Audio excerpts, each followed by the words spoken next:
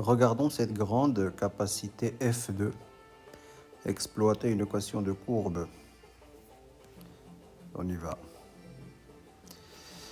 Considère f défini par, et je veux l'image de moins 4, je remplace x par moins 4.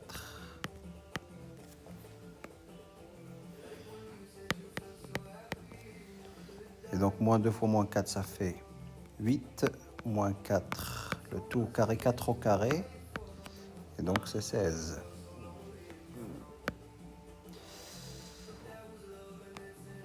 L'image de 9 par g, 5 tiers fois 9 moins 3.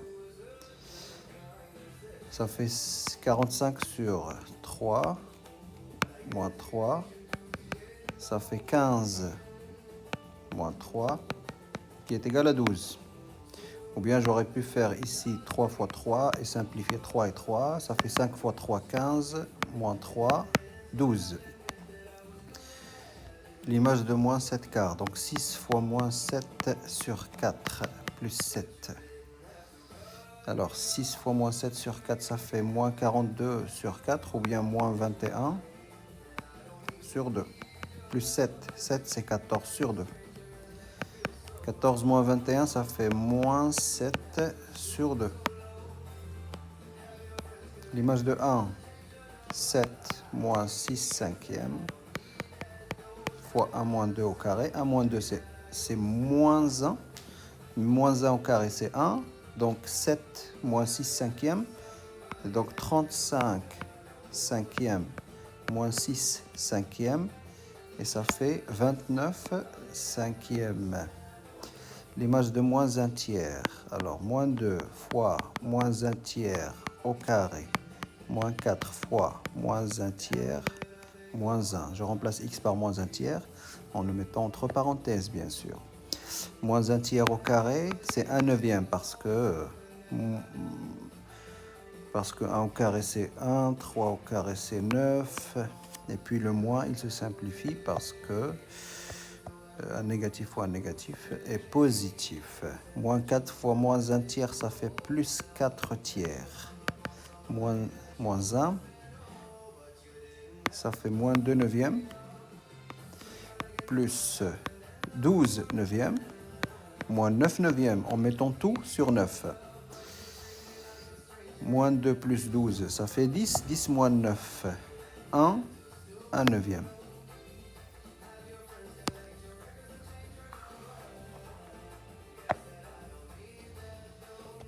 V de moins 3 plus V de moins 1. V de moins 3, ça fait 3 fois moins 3 plus 2. Plus 3 fois moins 1 plus 2. Ça, c'est V de moins 3. Ça, c'est V de moins 1. Donc, moins 9 plus 2. Moins 3 plus 2. Et ça fait... Donc là, ça fait combien ça? Moins 7. Et ça, c'est moins 1, moins 7, moins 1, moins 8.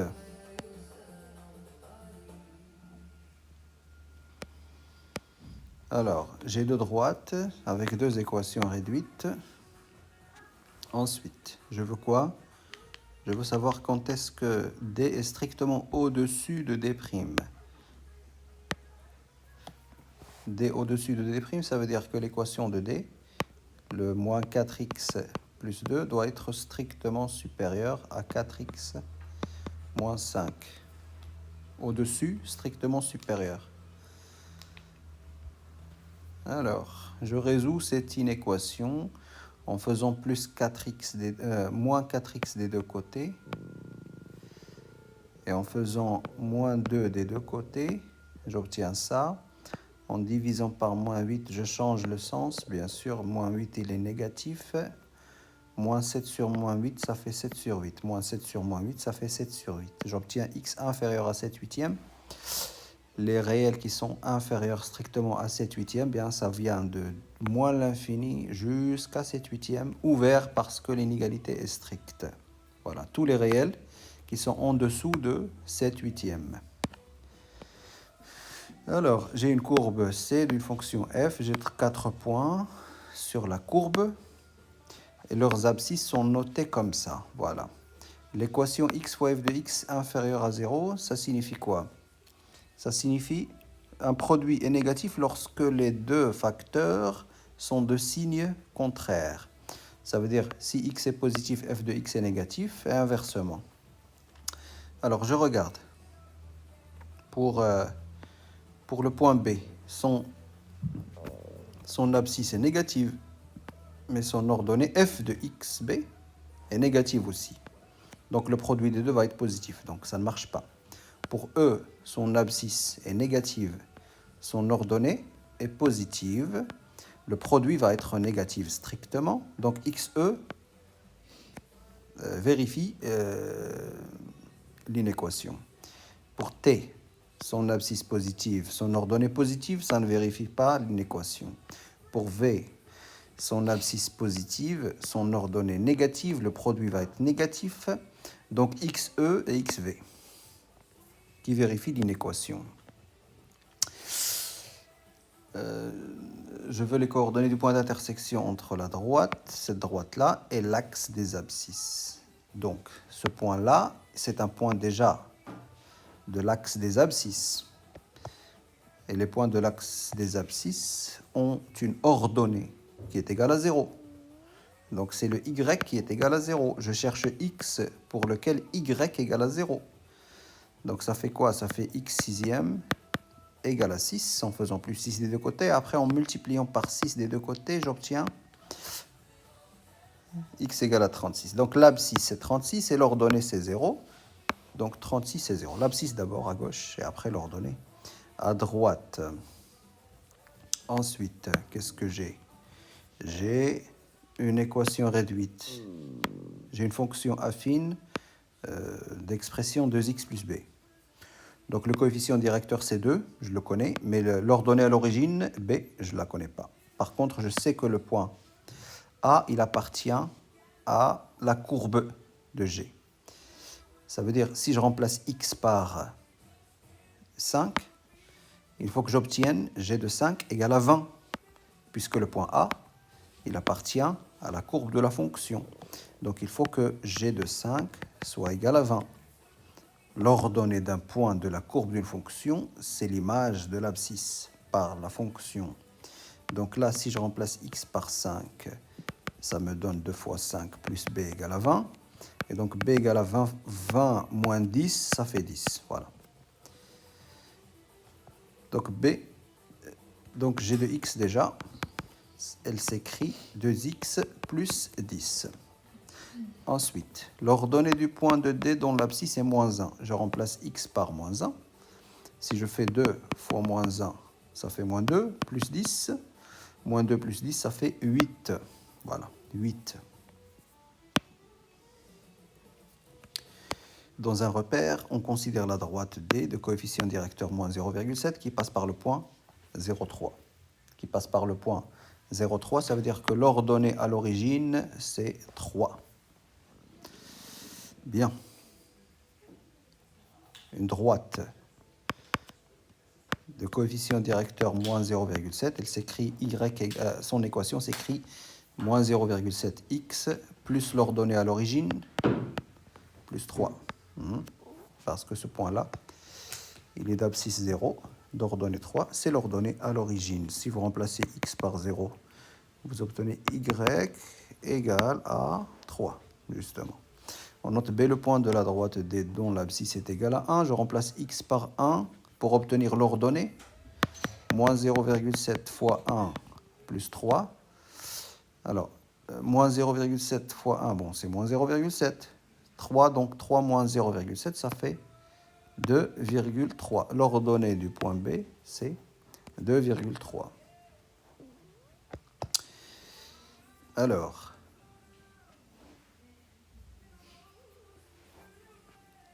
j'ai une représentation graphique d'une fonction f qui est définie par ax carré plus b. Je vois une parabole tournée vers le haut déjà. Donc, ce qu'il faut commencer par se dire, c'est que le a, il est strictement positif. Quand vous avez une parabole comme ça, le a, il est positif. Quand vous avez une parabole tournée vers le bas, le a, il est négatif déjà. Je sais que le a est positif. Ensuite, si je veux trouver B graphiquement, j'observe que l'image de 0, c'est moins 0,5. Si je fais f de 0, je remplace x par 0, ça donne B. Mais graphiquement, f de 0, c'est moins 0,5. Donc B est égal à moins 0,5 déjà. Donc B est égal à moins 0,5. Ensuite, si je veux trouver A, je peux calculer par exemple l'image de 0, graphiquement parlant, je sais que l'image de 0,5, c'est 0,5. Donc, je peux dire que f de 0,5 est égal à 0,5 parce que l'abscisse de ce point, c'est 0,5 et l'ordonnée, c'est 0,5. Ça fait quoi? Ça fait A fois 0,5 au carré, en remplaçant x par 0,5, plus B. B, on a dit que c'était moins 0,5, est égal à 0,5. Alors, 0,5 au carré, ça fait 0,25. Et si je fais plus 0,5 des deux côtés, ça fait 1. Donc A est égal à 1 divisé par 0,25 et 1 sur 0,25, ça fait 4.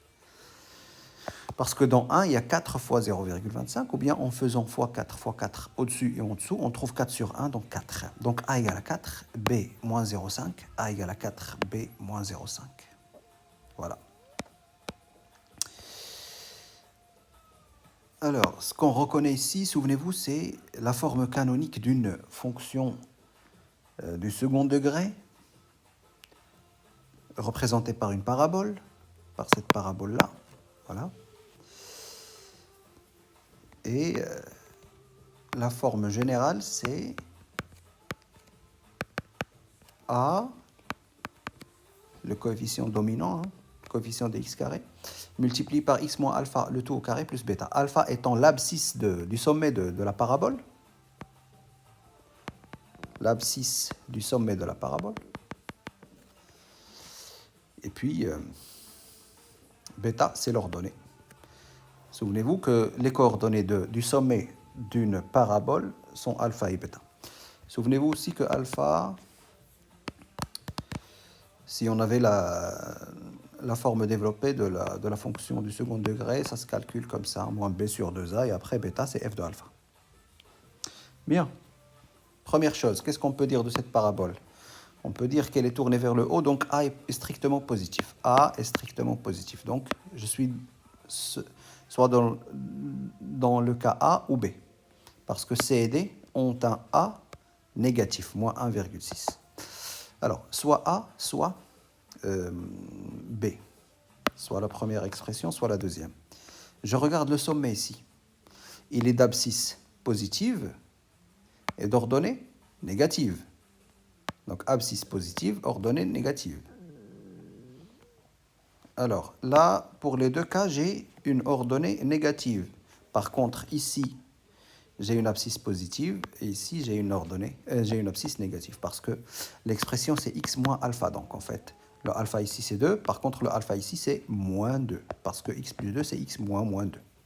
Donc, en fait, c'est la première expression qui correspond à cette parabole parce que A est positif, l'abscisse du sommet est positive et l'ordonnée du sommet est négative.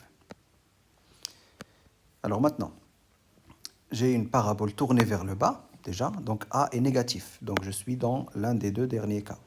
A est négatif.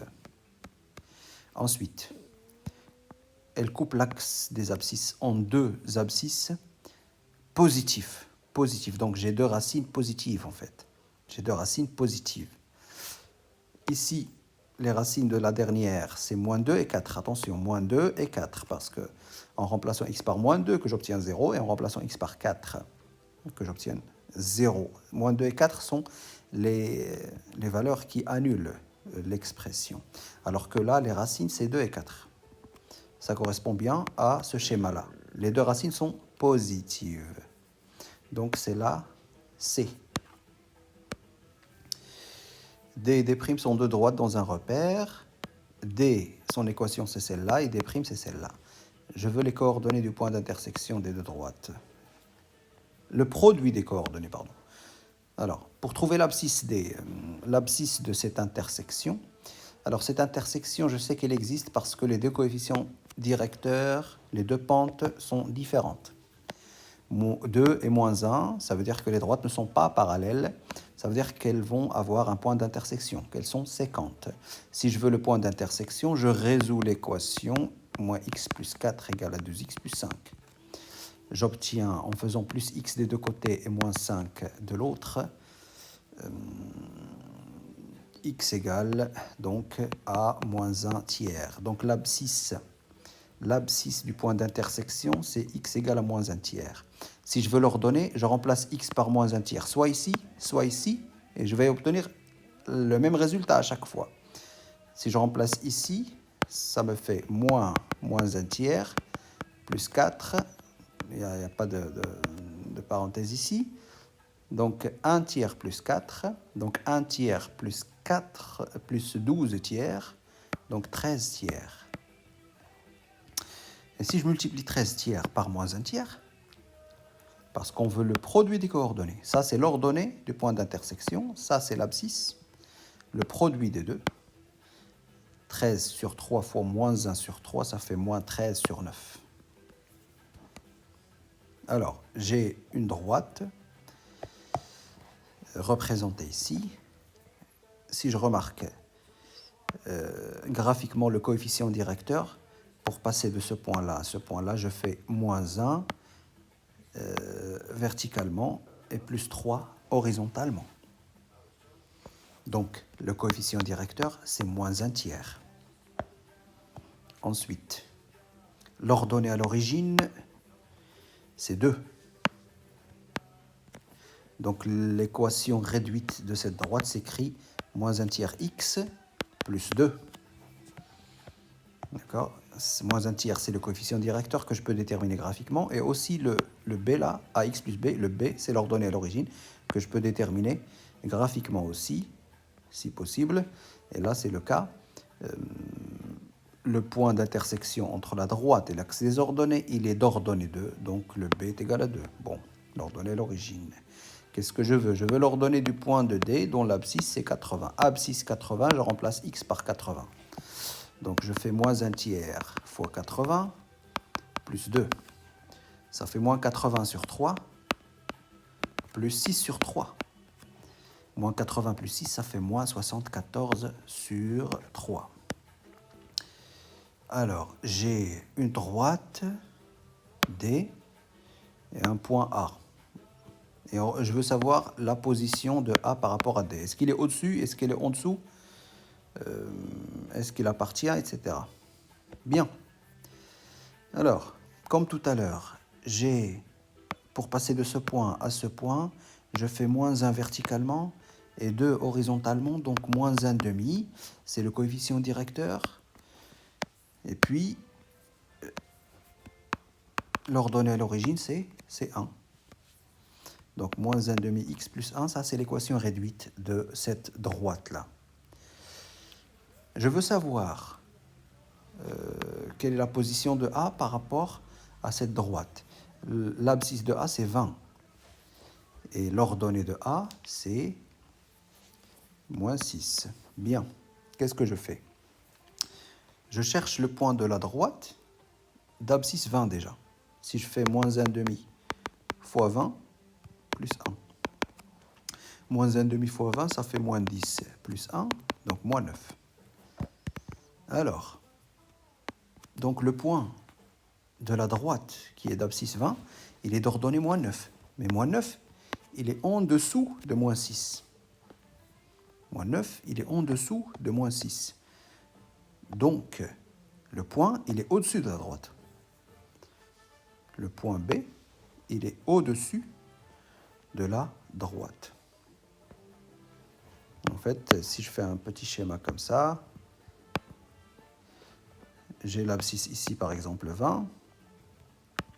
Qu'est-ce que j'ai fait? J'ai calculé l'image de 20 par l'équation réduite de la droite. J'ai trouvé moins 9. Par contre, le point A, il est d'abscisse 20. Il est d'ordonnée moins 6. Donc, le point A, il est bien au-dessus de la droite D.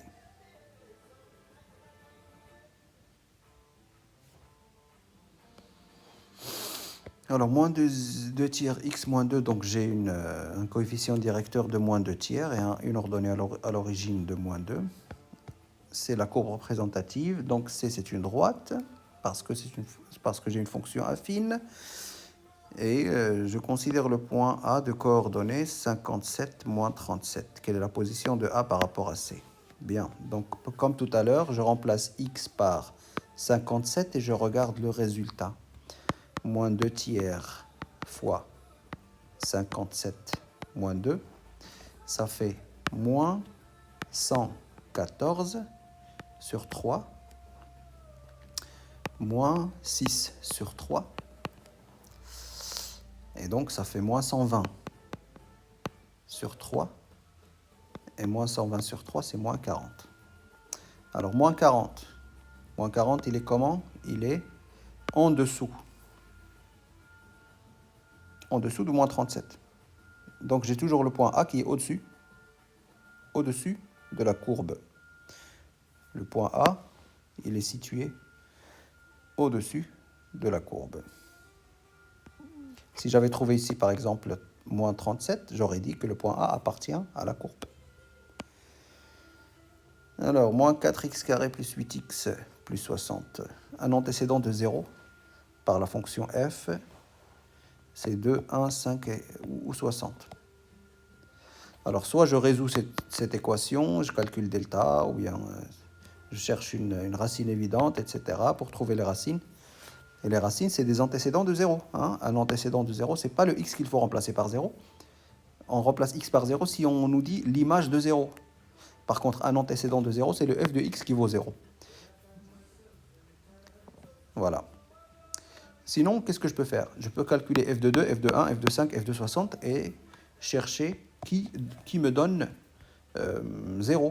Alors, si je fais f de 2, ça fait moins 4 fois 2 au carré, plus 8 fois 2, plus 60. Alors, moins 4 fois 4, ça fait moins 16, plus 16, plus 60, ça fait 60. Donc non. Si je fais f de 1, ça fait moins 4, plus 8, plus 60. Ben, je ne vais pas trouver 0 de toute façon. On est loin. Je vais trouver 64. Bon, f de 5. 5 au carré, c'est 25. Moins 4 fois 25, ça fait moins 100. Plus 8 fois 5. 8 fois 5, c'est 40. Plus 60. Et là, ça fait bien 0. Parce que 40 plus 60, 100. 100 moins 100, c'est 0. Et donc, un antécédent de 0, c'est 5.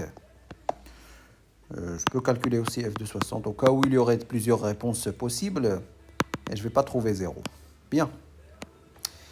Je considère enfin la courbe d'équation y égale à 4 sur x. Donc y, l'ordonnée d'un point de la courbe, c'est 4 divisé par son abscisse. Voilà.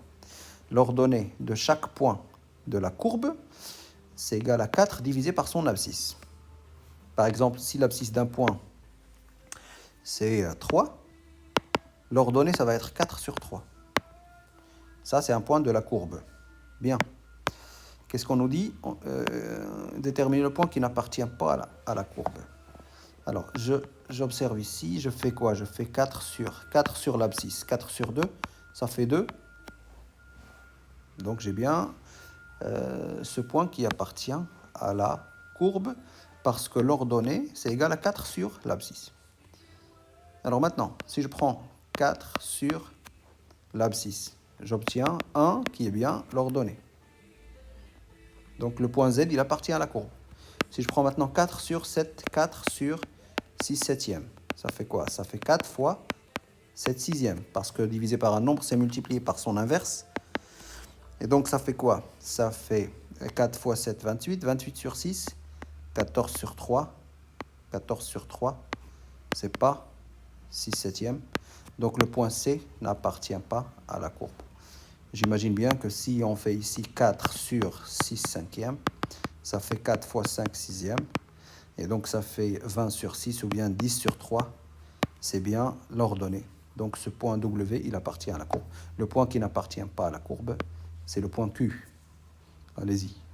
refaites, régénérer des exercices. Ça, c'est important. Et refaites-les. Et travaillez-les.